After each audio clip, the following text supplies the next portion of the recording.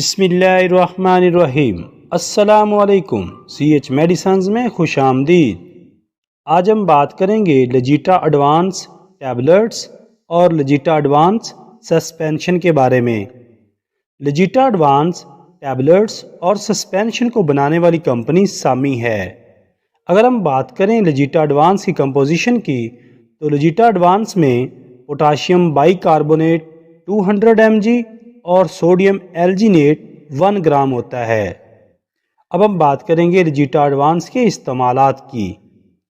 Potassium by carbonate معدہ کی تیزابیت، معدہ کا السر، معدے میں جلن اور معدے کے درد کو کم کر دیتا ہے، جبکہ سوڈیم الجینیٹ ایک ہائیڈروجل ہے جو پانی کو جذب کر کے جیل نما بن جاتا ہے اور معدہ کی دیواروں پر ایک تہہ بنا لیتا ہے جو معدے کو تیزابیت سے محفوظ رکھتا ہے۔ لجیٹا ایڈوانس ایک شوگر فری پروڈکٹ ہے، لہٰذا اسے شوگر کے مریض بھی استعمال کر سکتے ہیں۔ لجیٹا ایڈوانس کو حاملہ خواتین بھی استعمال کر سکتی ہیں۔ بعض دفعہ ڈکار لیتے وقت منہ میں غیر ہضم شدہ خوراک آ جاتی ہے یا منہ میں پانی بھر جاتا ہے، یا کھانا کھانے کے بعد معدہ میں جلن ہوتی ہے، یا معدہ میں درد ہوتی ہے، یا معدہ میں تیزابیت اور گیس جمع ہو جاتی ہے، تو ان کے علاج کے لیے لجیٹا ایڈوانس کو استعمال کیا جا سکتا ہے۔ اب بات کریں گے لجیٹا ایڈوانس کی ڈوزز کی۔ بالغ افراد لجیٹا ایڈوانس سسپینشن کے 2 چمچ صبح اور 2 چمچ شام کو کھانا کھانے کے بعد استعمال کر سکتے ہیں۔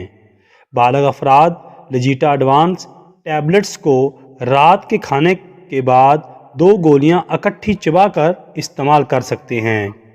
ایسے افراد جن کی عمر 6 سال سے 12 سال تک ہے وہ لجیٹا ایڈوانس سسپینشن کو 1 چمچ صبح اور 1 چمچ شام کو کھانا کھانے کے بعد استعمال کر سکتے ہیں، اور ایسے افراد جن کی عمر 6 سے 12 سال تک ہے وہ لجیٹا ایڈوانس ٹیبلٹ کی 1 گولی رات کو کھانا کھانے کے بعد چبا کر کھا سکتے ہیں۔